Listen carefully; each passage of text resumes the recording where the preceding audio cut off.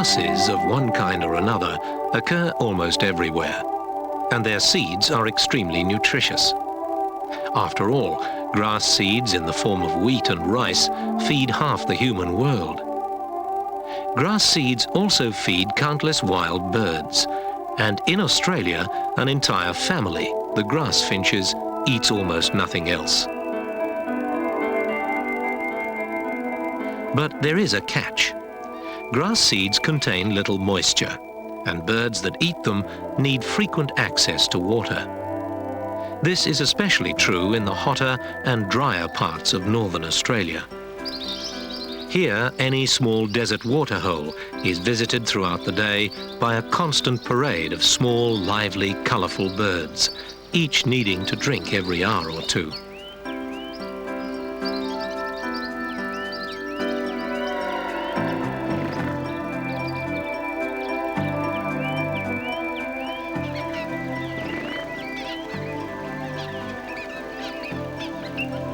Grassfinches also occur across Africa and tropical Asia, but they are especially well represented in Australia, where there are 18 native species.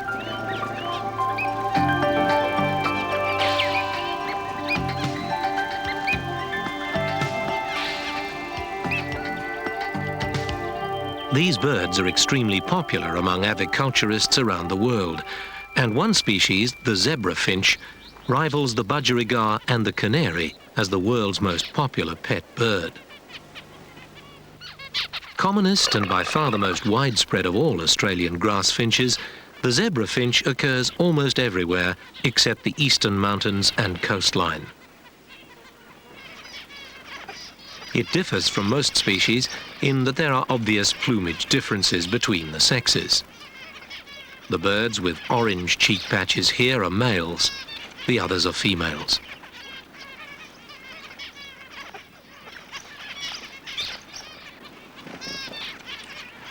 Grassfinches in general, and zebrafinches in particular, are among the most sociable of birds, and often congregate in large flocks.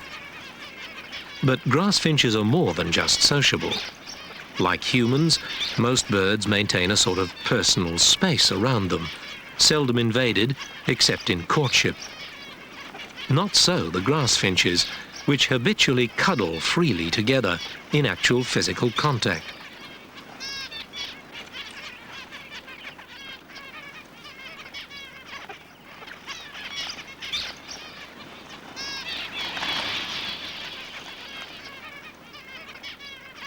The zebrafinch is better adapted to desert conditions than any other grassfinch.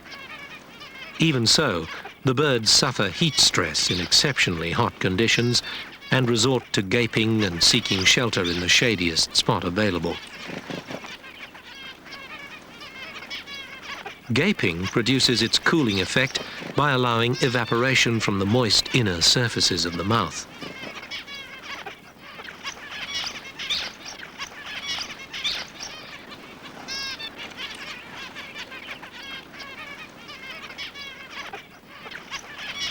The birds are reasonably safe in the shade from predators, but exposed when they must finally emerge to drink. Then they're usually nervous and wary. Hawks of almost any species are among the most important of the grassfinch's predators. And the birds are instantly alert to the presence of any hawk patrolling overhead. This spotted harrier, for example, will certainly grab a zebrafinch given half a chance.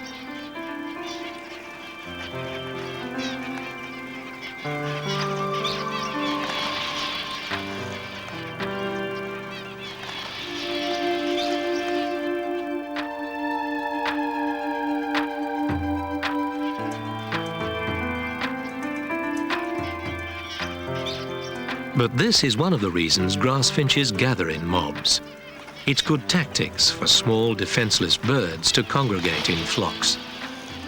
Any predator, thus overwhelmed by too many tempting targets, is quite likely to become too confused to carry out a successful strike.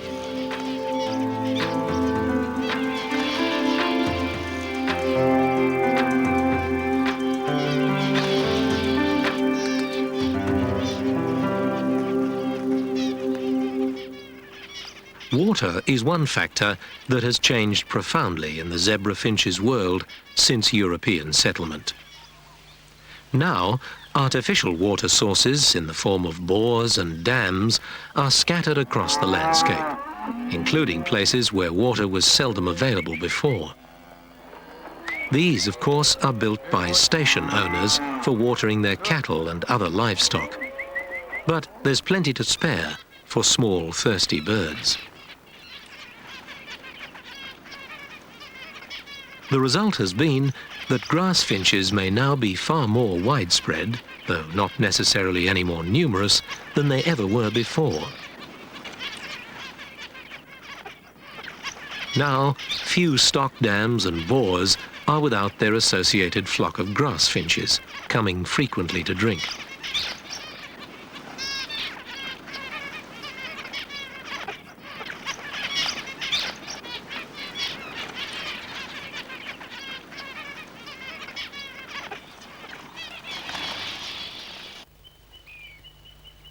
Unlike the zebra finch, the long-tailed finch is usually most common in dry open woodland, and its distribution is restricted to the tropical north, mainly west of the Gulf of Carpentaria and across to the Kimberley.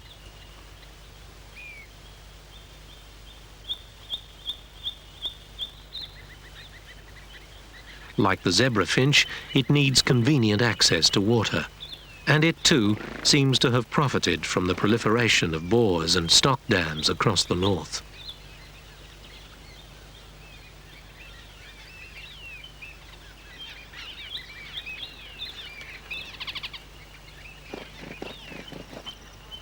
A frequent companion of the long-tailed finch at such bores is the very similar masked finch. Much alike in distribution, the two species very often occur together, though their habitat preferences are not exactly identical. Masked finches tend to outnumber longtails in grassland, the other way around, in open woodland.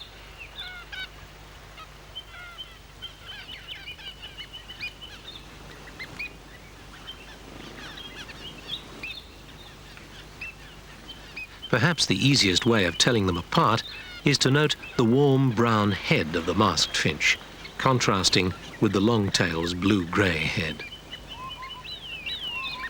Both birds are adept at another special characteristic that emerges when the birds come to drink. Almost all birds drink by scooping water into the open bill, then tilting the head back to swallow it. The typical grassfinch style, however, is very different. These birds dip their bills and pump it up, like sucking through a straw. The reason for the difference is unknown, but a plausible suggestion has it that the grassfinch technique is much quicker and therefore safer.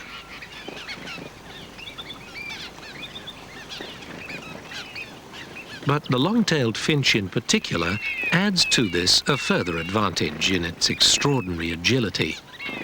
It can easily reach even the most inconvenient sources of water, stretching down from the most precarious of perches.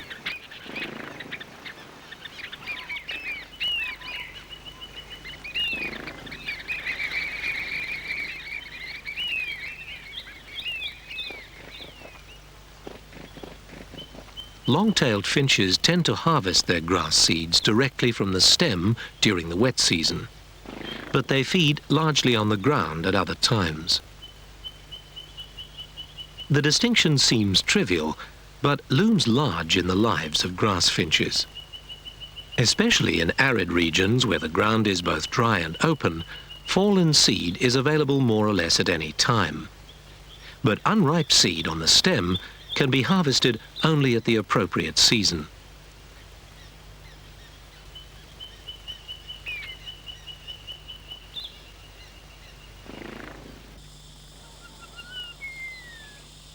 Grassfinches of one kind or another occupy virtually all of the varied landscapes of Australia, and the interior scrubs of central Queensland are no exception. Here lives the black-throated finch, very similar to the long-tailed finch in general appearance, though it lacks the long pointed tail. The black-throated finch exhibits, to an extreme degree, a trait conspicuous among grassfinches, but otherwise not common among songbirds. Grassfinches mate for life. The pair bond is permanent, extremely close, and obvious in every aspect of their behavior together.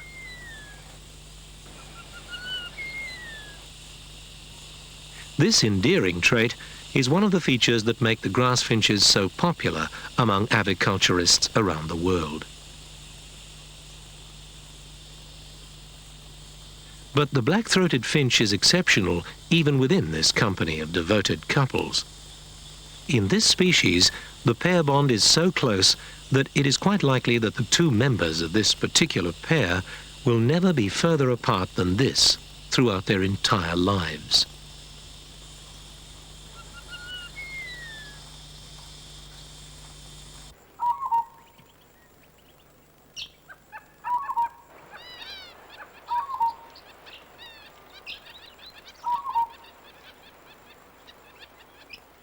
This is the nest of a double-barred finch, a common bird in scrubby woodlands over much of northern and eastern Australia. A typical grassfinch nest is a roughly spherical structure of woven grasses lined with feathers and placed in a grass tussock or a low bush. Both parents are involved in construction, though the female usually does the building while the male merely fetches materials. Grassfinches lay plain white eggs, usually 4 or 5 in a clutch. Both parents incubate them in alternate shifts of about an hour, and both spend the night in the nest together.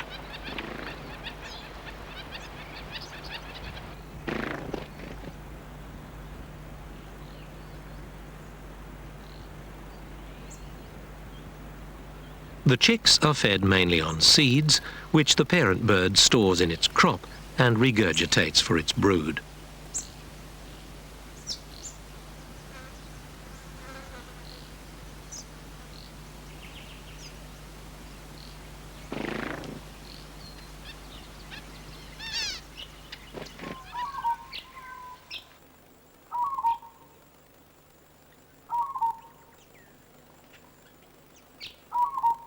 Half-grown grassfinch chicks are a sight only a parent could love.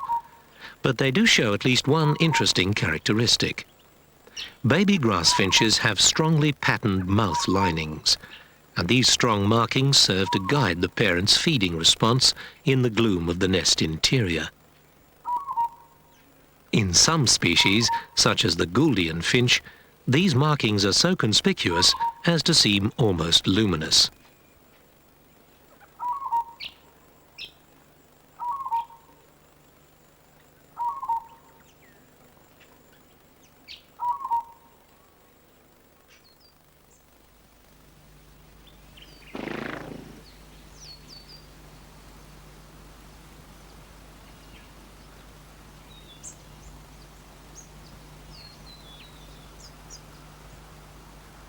As they approach fledging, the birds look not a great deal unlike their parents, although much scruffier.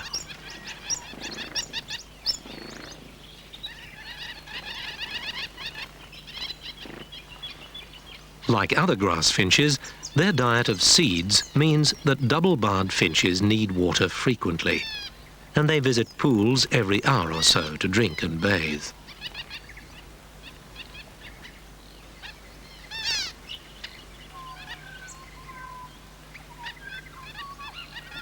Especially at such close quarters, the reasons for the bird's popular alternative names, clownfinch or owlfinch, become obvious.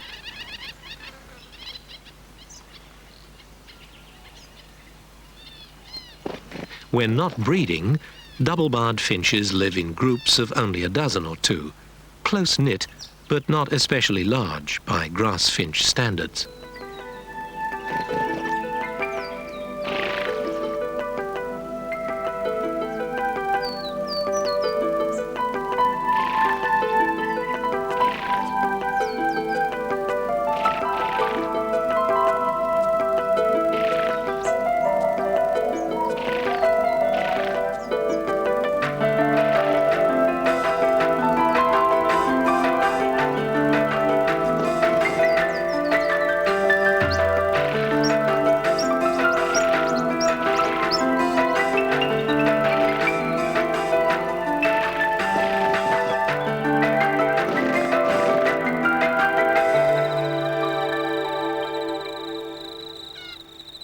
A good deal of time is spent in preening, especially as evening draws in and the birds prepare to go to roost.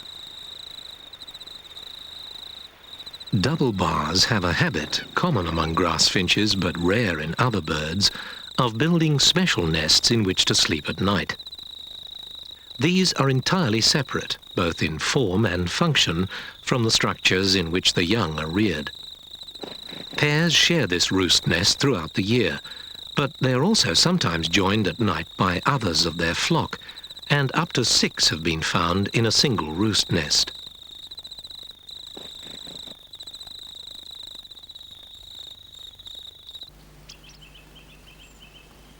The double bar shares parts of the Australian southeast with one of the rarest of grassfinches, the plum-headed finch, which, as it happens, does not build roost nests. It builds nests only for the purpose of raising young. These are built of grass and usually situated within a metre of the ground, often along a stream bank.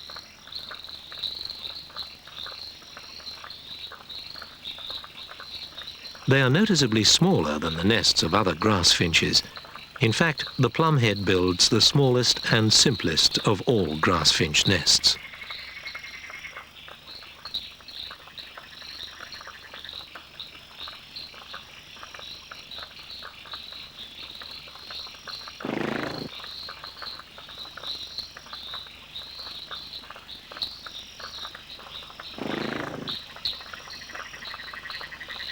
Both sexes incubate in alternate shifts, each usually lasting a little under an hour. The eggs take about 12 days to hatch. In the plum-headed finch, plumage differences between the sexes are distinct but far from obvious. Males have small black bibs, females have dingy white eyebrows. The youngsters, on the other hand, are more or less plain dull brown when they fledge and do not attain the full adult plumage until the following year.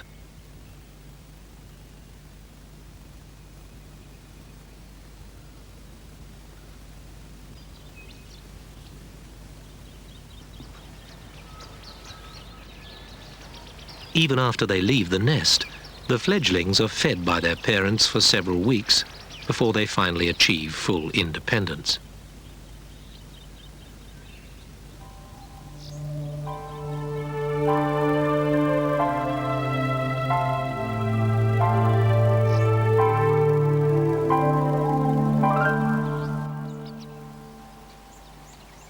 The heartland of the plum-headed finch's distribution is the grassy valleys along the western slopes of the Great Dividing Range, from about Canberra northwards nearly to Rockhampton.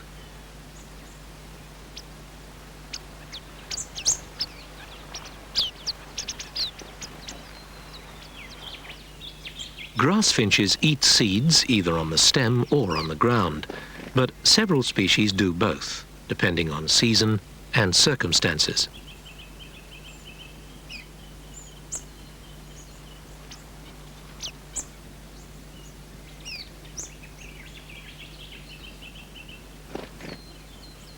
The plum-headed finch, for example, takes much of its food from the stem, but especially in winter, it also spends a good deal of its time feeding on the ground.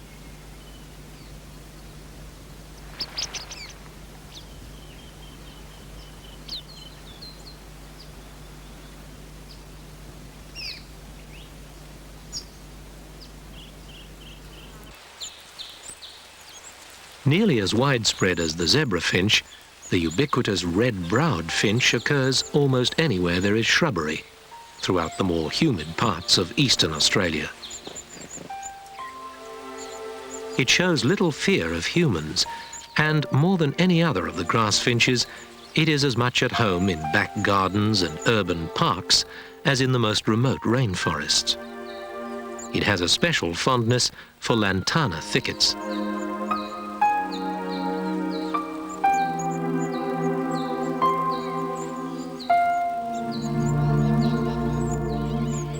Though it usually feeds on the ground, it also sometimes feeds in casuarinas, a habit almost unique among grassfinches.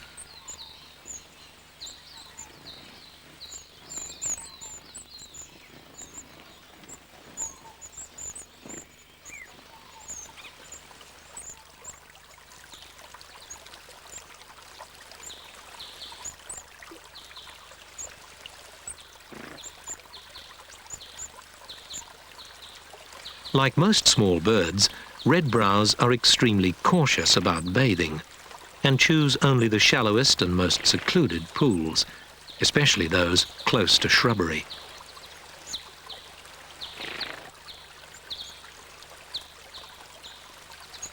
This is mainly so that the birds have some secure perch nearby on which to preen and dry out in safety afterwards.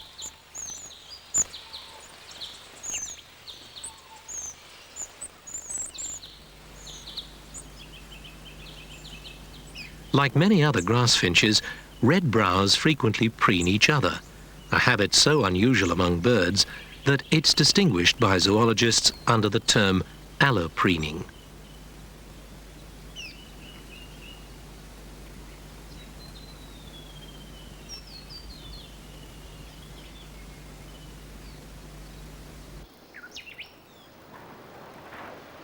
Grasses are extremely rare in rainforest, which makes this a very difficult habitat for grassfinches. Yet even here, there are grassfinches, albeit a scarce and very specialized group. Members of this group, Erythrura, are the so-called parrotfinches, most of which inhabit New Guinea, the Philippines, and the islands of the southwestern Pacific. Only one species, the blue-faced parrotfinch, reaches Australia, and that only as a scarce resident in just a few localities in far northeastern Queensland.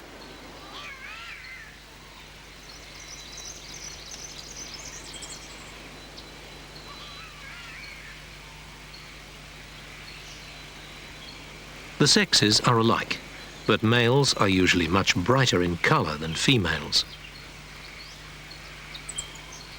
In the field, parrotfinches are characterized mainly by their elusiveness.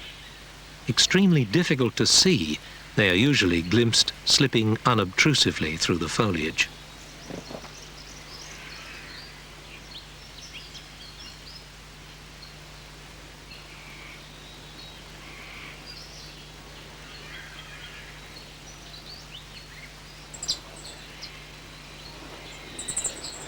Their favoured environment is the margins of rainforest, close to clearings, natural or otherwise, especially where bamboos are common.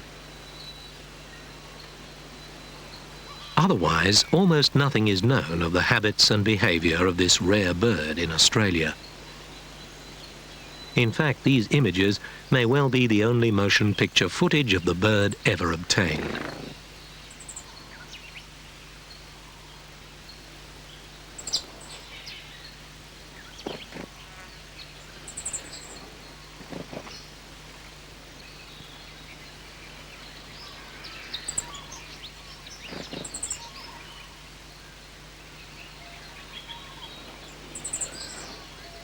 Paradoxically, dense grasslands are nearly as challenging as rainforests for grassfinches.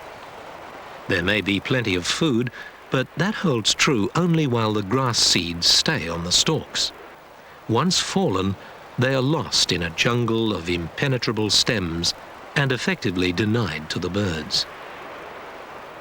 But like rainforests, grassland too has its specialist grassfinch group, the manakins of the genus Lonchura, often known to aviculturists as nuns or munias. Manakins are widespread in India, Southeast Asia, Indonesia, and the New Guinea region. There are 3 native Australian species. Rarest of these is the yellow-rumped manakin, which is reasonably common only in the delta grasslands of tropical rivers between the Kimberley and Arnhem Land.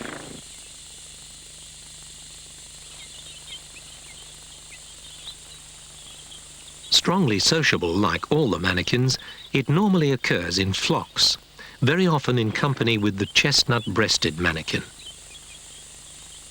Much more boldly patterned than the yellow-rumped manakin, the chestnut-breasted manakin is also much more widely distributed, being common in coastal lowlands almost everywhere in northern and eastern Australia. Manakins don't preen each other, they seldom cuddle, and they don't build roost nests. Though they mate for life, the pair bond is rather less strong than in other grassfinches.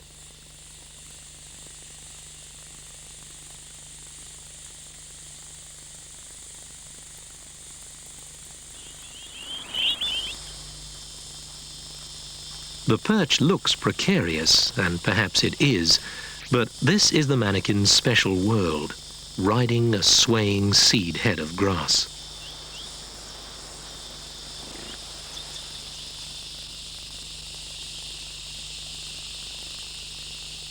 These birds feed almost entirely on half-ripe seeds, harvested while they are still on the stem. They seldom visit the ground.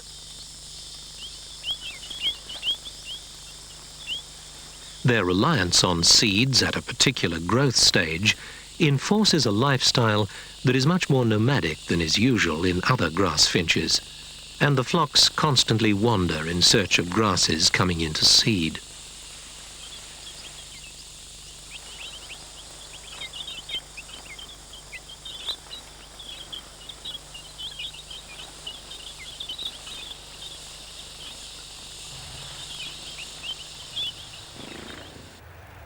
Chestnut-breasted manakins have moved into agricultural lands with much more enthusiasm than other grassfinches, and they are now nearly as abundant in crops of various kinds as they are in their native reed beds.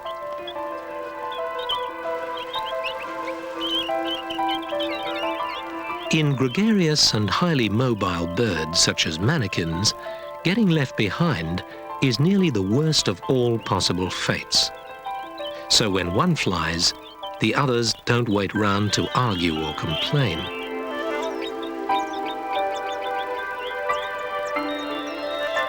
It sometimes happens that a good deal of apparently aimless flying about takes place before a startled or restless flock finally settles again, more by a sort of group inertia than any form of leadership.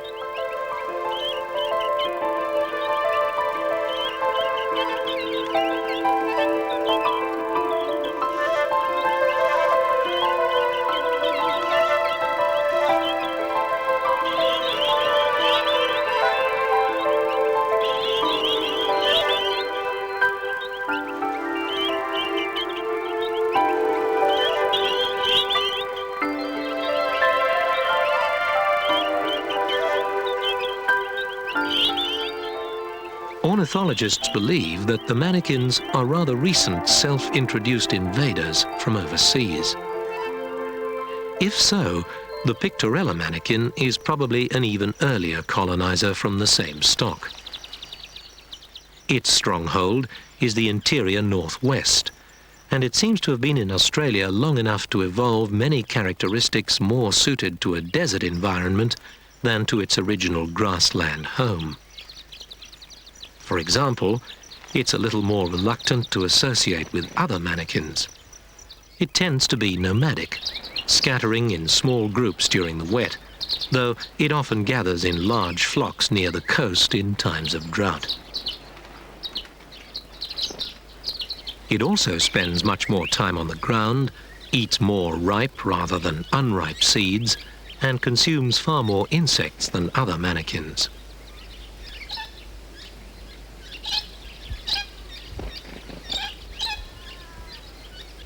One of the more subtle hints of its non-desert heritage is that it does not drink by sucking as many other desert grassfinches do, but uses the scoop, tilt and swallow method common to most birds.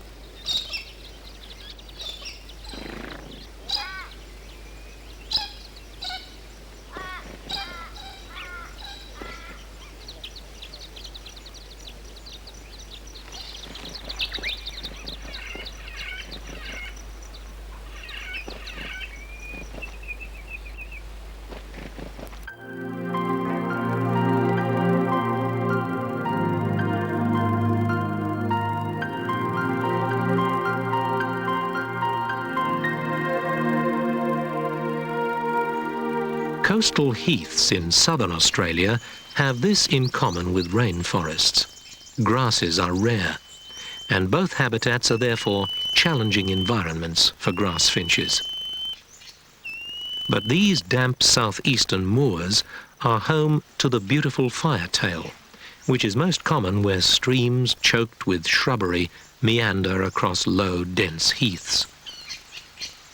It is confined to southeastern Australia from about Newcastle to Adelaide, and is the only one of the grassfinches that occurs in Tasmania.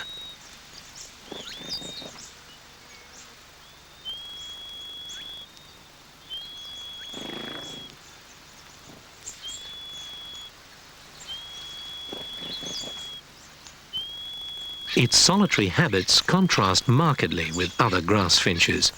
Usually encountered in pairs during the breeding season, it only occasionally forms small parties at other times.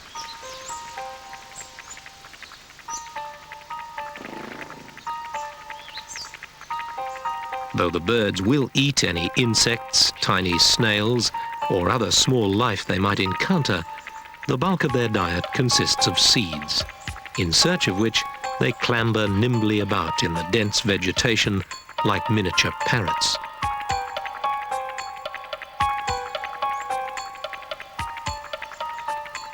Seeds are either nibbled individually from the stem or stripped off en masse.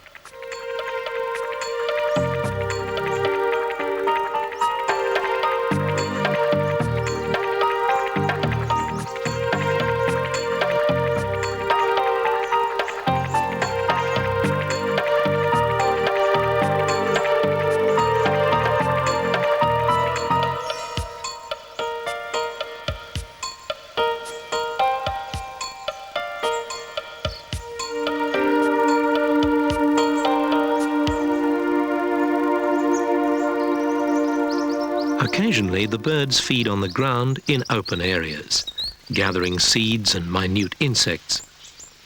They also sometimes gather grit to aid in digestion, though this is less important to grassfinches than it is to some other seed-eating birds, such as pigeons, that lack powerful bills with which to crush their food before swallowing.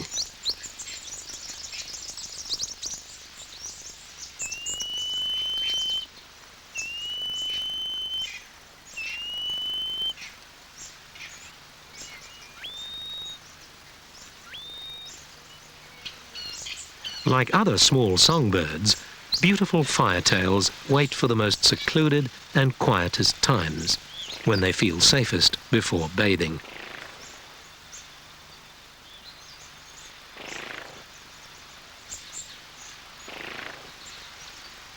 Even then, they need to feel very secure indeed before they'll risk their plumage getting completely soaked like this. Bedraggled plumage and the weight of water trapped amid the feathers represents a very substantial load for a tiny bird. It means that flight and agility in the air is temporarily impaired, and the bird therefore feels extremely vulnerable to predators.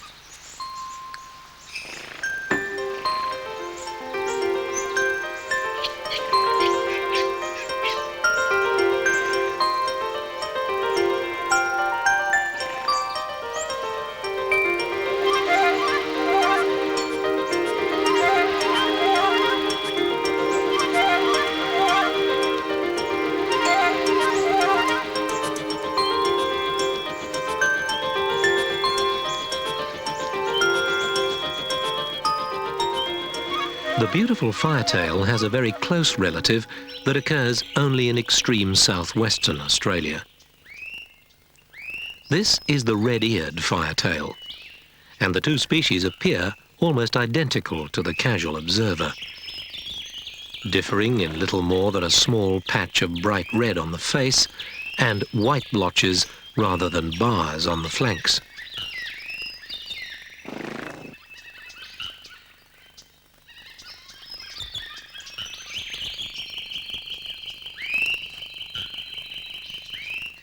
Its call is quite loud and strident as grassfinch calls go, but none of the group has much by way of strong or varied songs.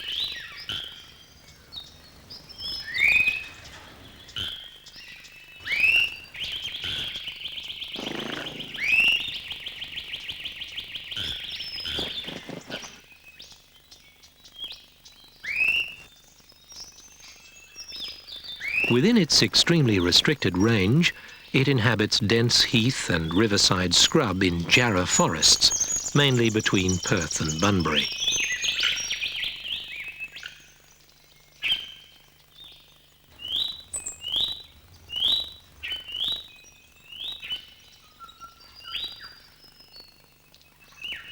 In many respects, the red-eared firetail is the opposite of everything that is characteristic of the grassfinches as a group. It is, for example, essentially solitary rather than gregarious in behaviour, and is more at home in the trees than on the ground. Many birds in difficult environments are generalists rather than specialists, and the red-eared firetail reveals this trend in the versatility of its foraging behaviour. It feeds most often low in trees, gathering in grass stems as far as it can reach before changing perches.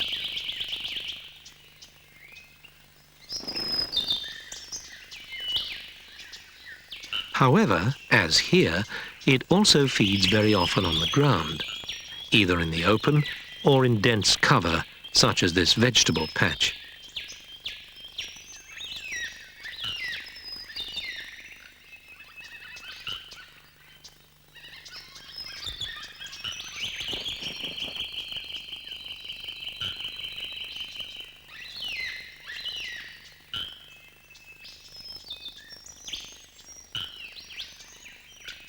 It sometimes visits flowering banksias and similar shrubs to nibble at the flowers, and has even been recorded sipping nectar like a honey eater.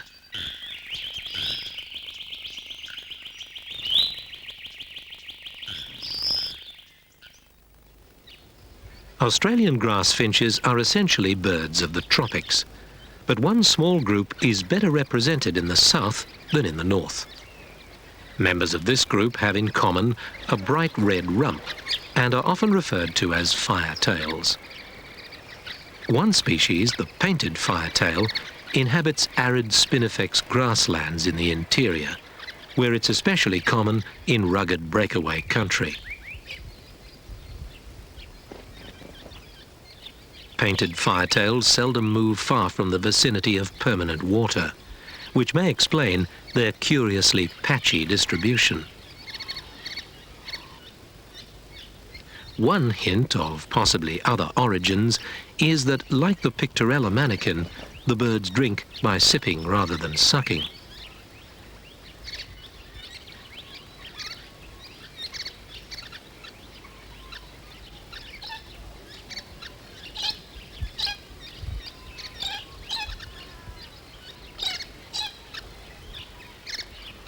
The seeds of spinifex constitute the staple diet, gathered almost exclusively on the ground, usually the bare earth between tussocks, but they also eat small insects.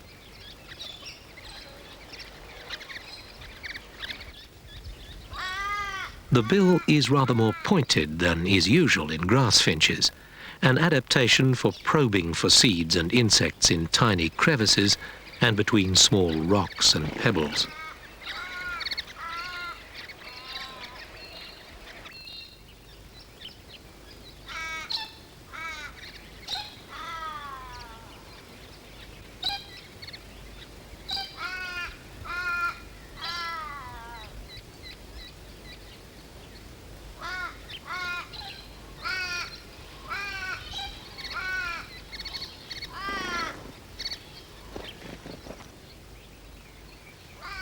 Painted firetails build their roughly spherical nests on the ground or in spinifex clumps.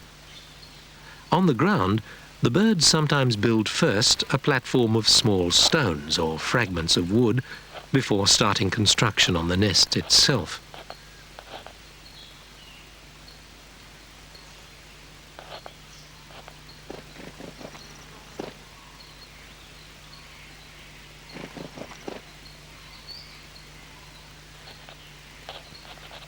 At first, the male does most of the fetching, carrying and building, but the female joins in to help add the lining.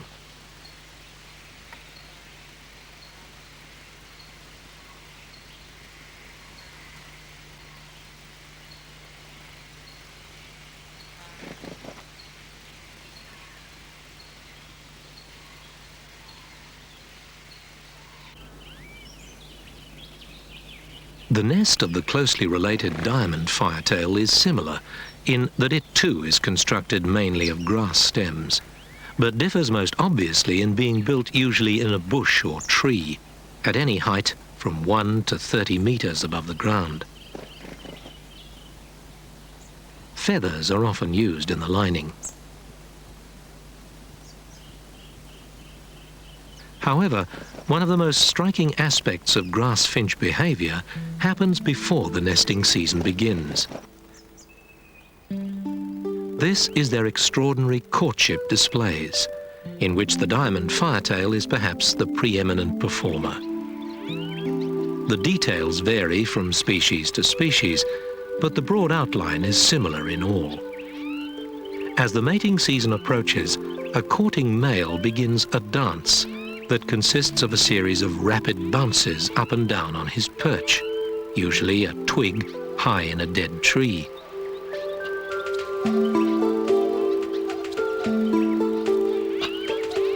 These jerky movements become so vigorous that the perch itself often bounces up and down in tune with his movements.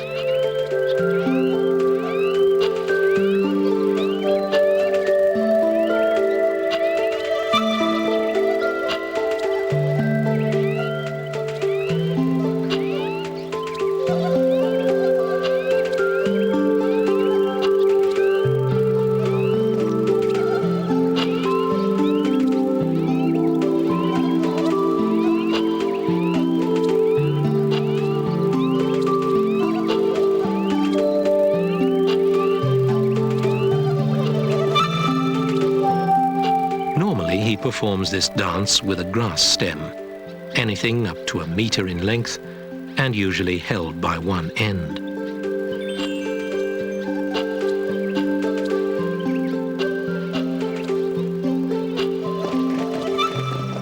He may approach a female to perform this display, or the female might fly up to join him on his perch. As the display intensifies, he turns his head to her, peering downward in the same posture nestlings use in begging for food from their parents.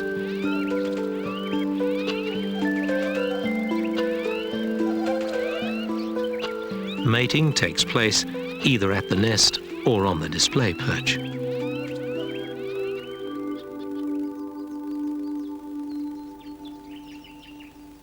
As her nest nears completion, the female prepares to lay her clutch of eggs, a process that needs a substantial boost in both her protein intake to form the egg and her calcium intake to form the shell. Calcium is available from several sources, including any bleached bones that might be lying about on the ground.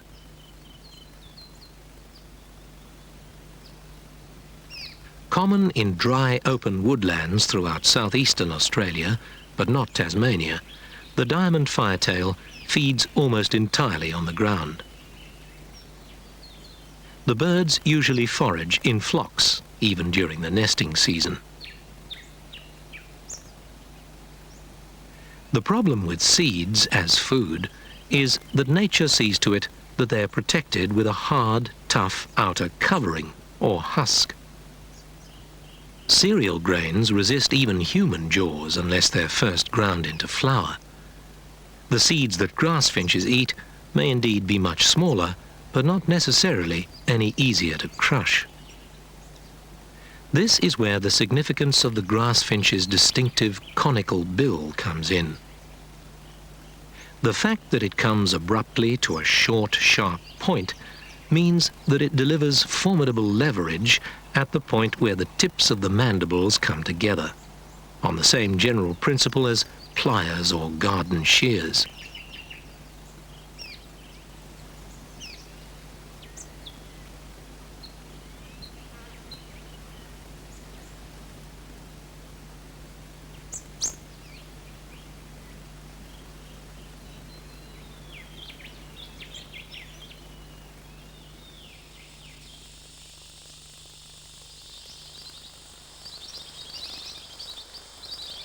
In the northern tropics lives a grassfinch that seldom leaves the immediate vicinity of water. The crimson finch, like the manakin, is a bird of grasslands, and it too feeds largely on half-ripe seeds gathered off the ground. It also eats large quantities of insects.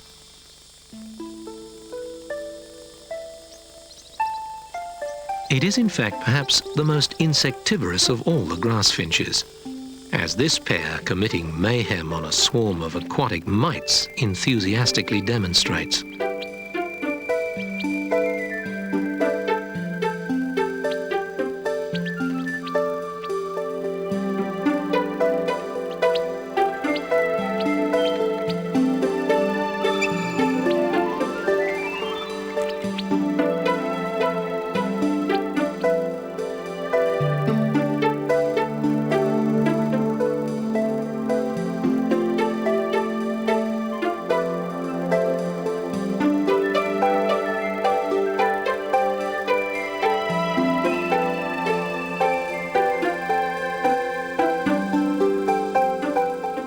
Though it has declined in parts of its natural range, especially pandanus swamps, the crimson finch has adapted well to changes in land management and is now, for example, one of the commonest of small birds in the sugarcane fields of northeastern Queensland.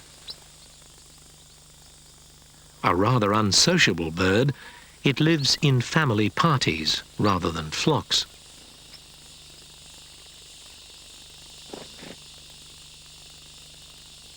Preferred nesting sites include the base of pandanus fronds, although, unlike other grassfinches, it quite often nests on or near houses or sheds.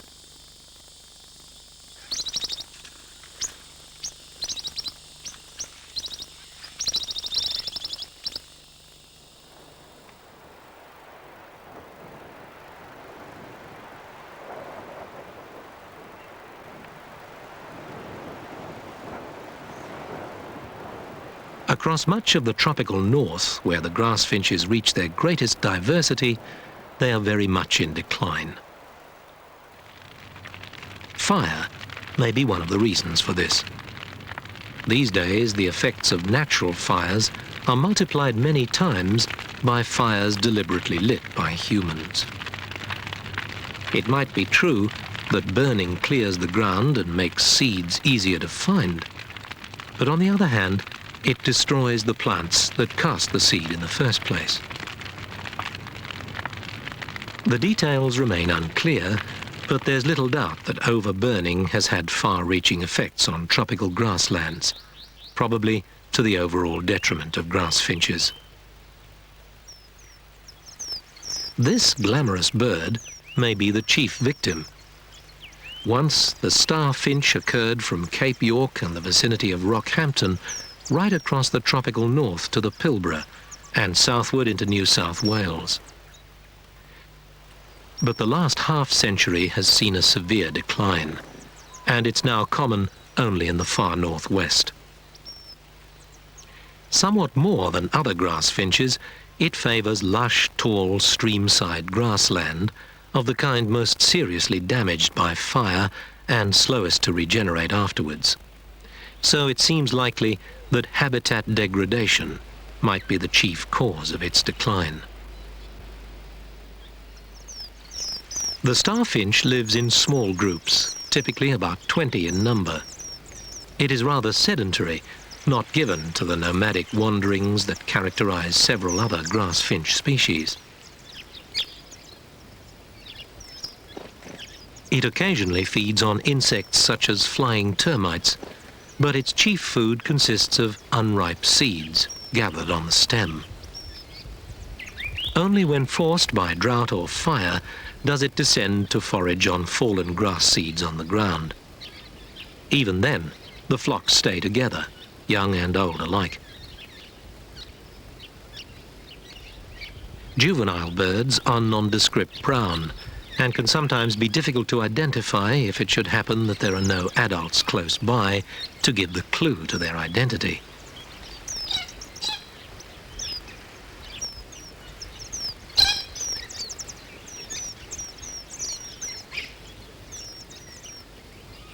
The grassfinches are a colourful clan, but the Gouldian finch undeniably outshines them all. Aside from its exotic plumage, one notable characteristic of the Gouldian finch is that it is polymorphic. Individuals in any population may be red-headed, black-headed or yellow-headed, although the last is very rare, and black-headed birds usually outnumber redheads about 3 to 1. It is also the most seriously endangered of all Australian grassfinches. Though it remains common in some remote areas, its numbers have nevertheless declined markedly in recent decades.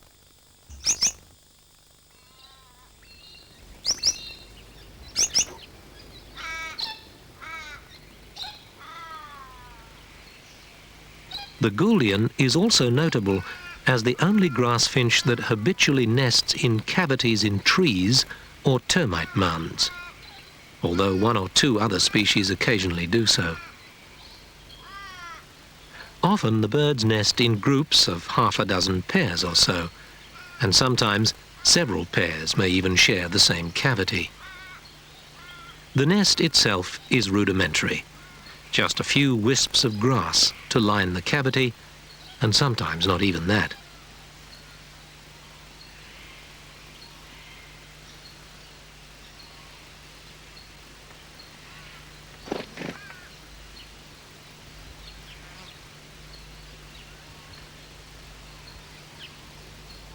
When they fledge about 3 weeks after hatching, the juveniles look plain, dull, greenish brown, very different from their spectacular parents.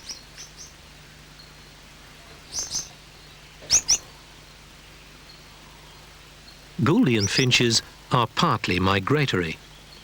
As grasses dry out in the interior during the dry season, the birds drift towards the coast, spreading back inland as the following wet brings rain to rejuvenate the interior grasslands. Always they need frequent access to water.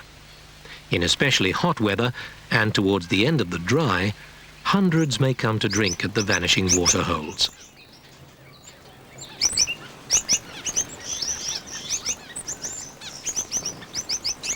They gather in the tops of trees nearby. Then, when all is safe, they fly down in groups to drink together.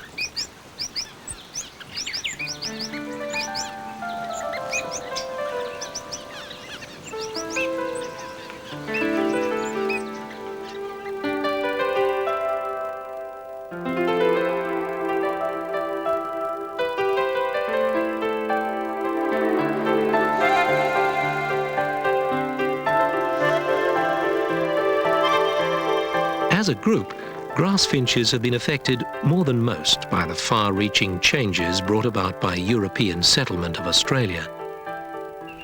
Water is now far more widely available, but on the other hand, fires are more frequent. And large numbers of cattle now wander across the landscape, their grazing exerting a profound influence on the relative numbers and seeding patterns of various grass species. Few Australian grassfinches have been unaffected by these changes, and several, especially the star and Gouldian finches, have been severely reduced in both range and number.